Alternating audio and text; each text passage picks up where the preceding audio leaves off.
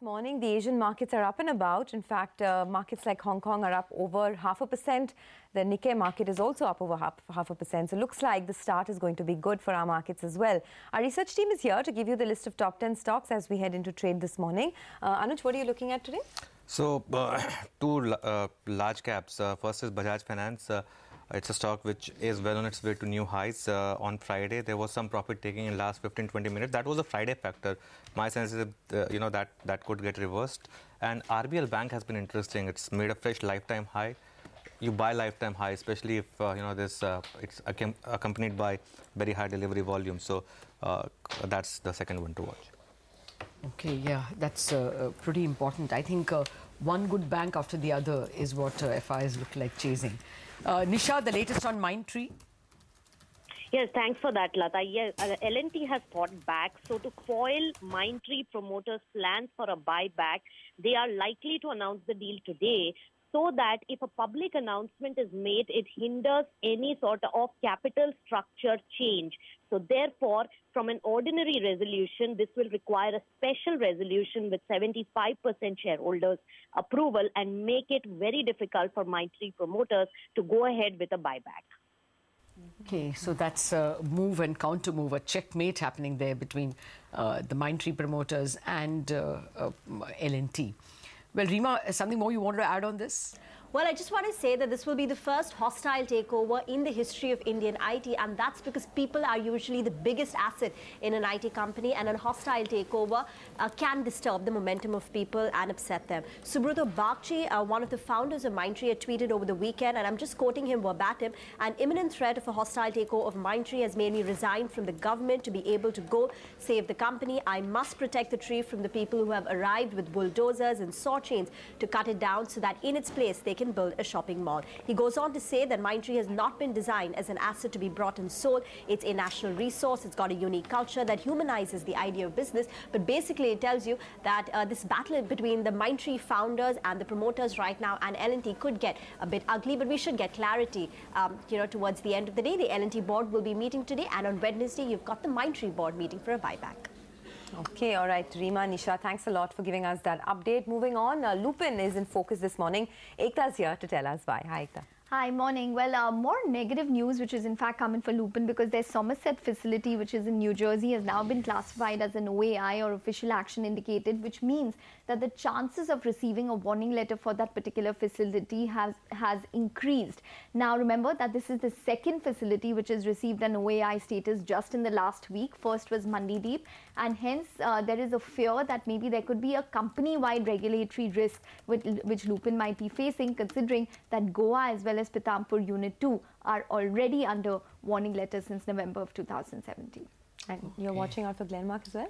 Yes, I'm watching out for Glenmark. My sources have told me on Glenmark, and the company has no comment, that the Goa plant has received 5 observations. The inspection had begun last week, mid-week, and it ended last Friday. And it was a general good manufacturing inspection. But because of the lack of knowledge about what those 5 observations would be, there would be some uncertainty, and hence may be red on the stock. Okay, not looking too good. Though I must tell you that pharma exports in February were fabulous. Okay, so there are some positives as well for the sector. Sonia, this Maruti news that 25% of the production is going to be cut or has been cut. It's for the month of March. The report suggests, the Business Standard report suggests that Maruti will cut their production by a quarter in March. And it's basically slow demand that has prompted the company to cut their production. Now, I think the production cut was expected because demand was really slow and inventory levels are very high as about 40 to 60 days in the passenger vehicle space. It's just that the quantum of production cut is something that could negatively surprise the street. Estimated to cut production by almost 27% to 126,000 units versus 172,000 units year on year. And if this is done, it will be the lowest production since March of 2015. We all know the reasons why, change in emission norms, change in insurance costs, slowdown in retail sales, all of that put together has, caused them to take this move. We reached out to the management. They said they don't want to comment on this report, but they did mention that as per SIAM's data, production cut has been taken across the industry, which was inevitable because of the slowdown. Okay, so that's not looking too good. Abhishek, the Lakshmi Vilas Bank QIP has been priced. Well, Lata, they have completed a QIP of close to 460 crore, priced at rupees 72 per share. Now, this is better than the floor price of around 66 per share that they had put out. So, the Tier 1 ratio actually improves to 7.95 versus 5.58. And on account of better pricing and lower dilution, the book value actually improves to 67 per share versus 65.5 in Q3 FY19. Back to you. Okay, so we could expect a green on the stock today because the price is higher than yesterday's closing or Friday closing.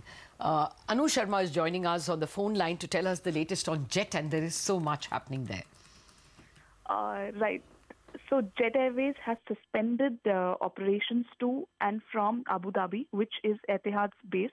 Now, remember, Etihad has around 24% stake in Jet Airways, and it was expected to put in funds, the emergency funding support, which was asked by Naresh Goyal from the group CEO of Etihad.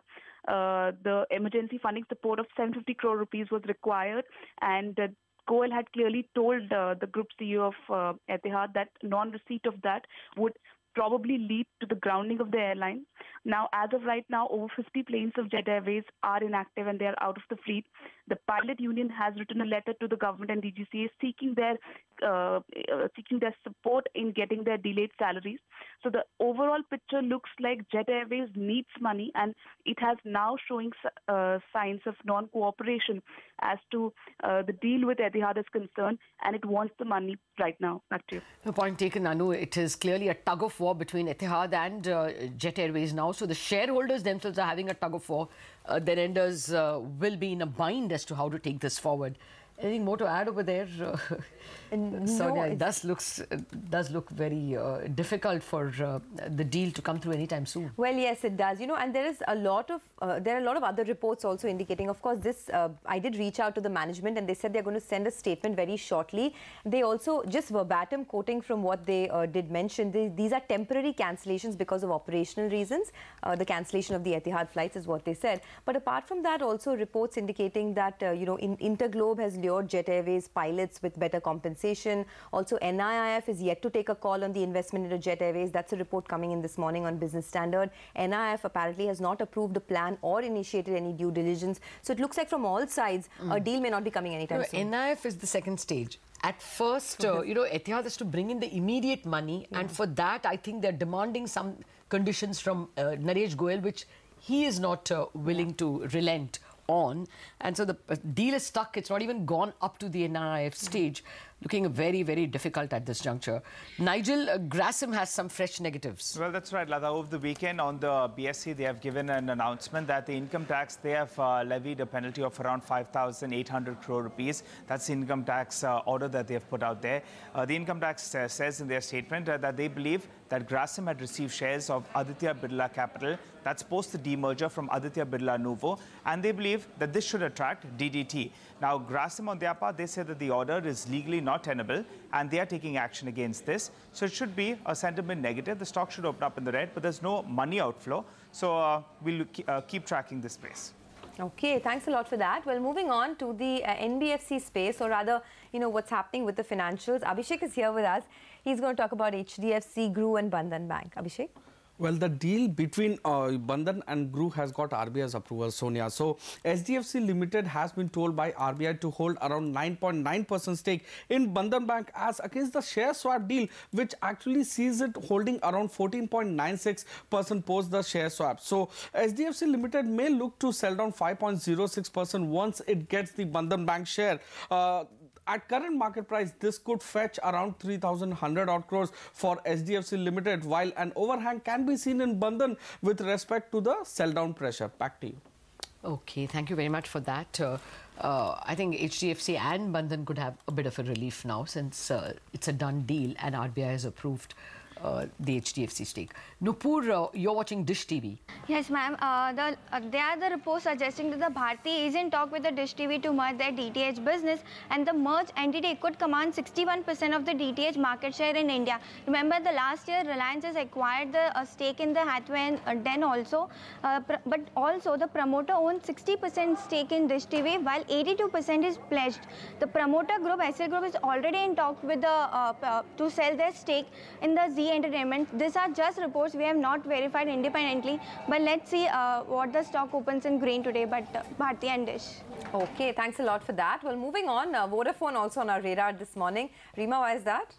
Because India Ratings has downgraded NCDs worth 6,000 crore rupees of the merged entity Vodafone Idea. They've also put it on a rating watch negative. And separately, just an update on the company's rights issue. On the 20th of this month, that's on Wednesday, they will be meeting to decide more on the terms of the issue. But negative news on the back of the India Ratings downgrade of their NCDs.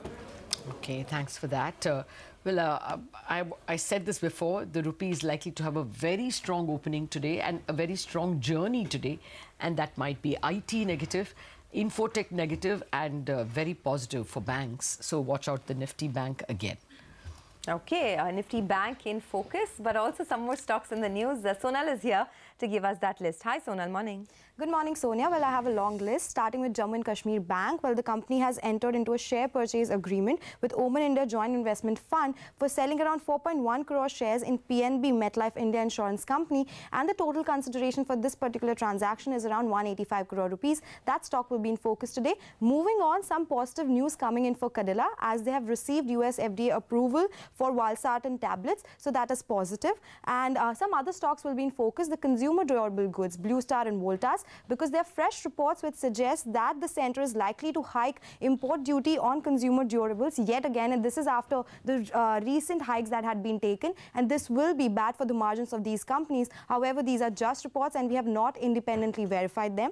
Lastly, Majesco will also be in focus because the board has approved to sell and transfer as a going concern and on a slump sale basis the insurance segment of the company. So that stock will be in focus today. So yes, let's see how the stock reacts to that. Back to you. Okay, thanks a lot for that. Here's a quick recap of our stocks, top stocks in focus with positive news flow. We have Mindtree, Lakshmi Vilas Bank, HDFC Bank, IndusInd Bank, Kotak Mahindra Bank, Dish TV, JNK Bank, Cadila and Majesco. While stocks with negative news flow, we have Lupin, Glenmark Pharma, Maruti Suzuki, Jet Airways, Grasim, Bandhan Bank, Infosys, TCS, Vodafone Idea, Blue Star and Voltas. We'll take a quick break on that note, but coming up on the other side, plenty of technical tips lined up with Sudarshan Sukhani, Prakash Gaba and Mitesh Thakkar.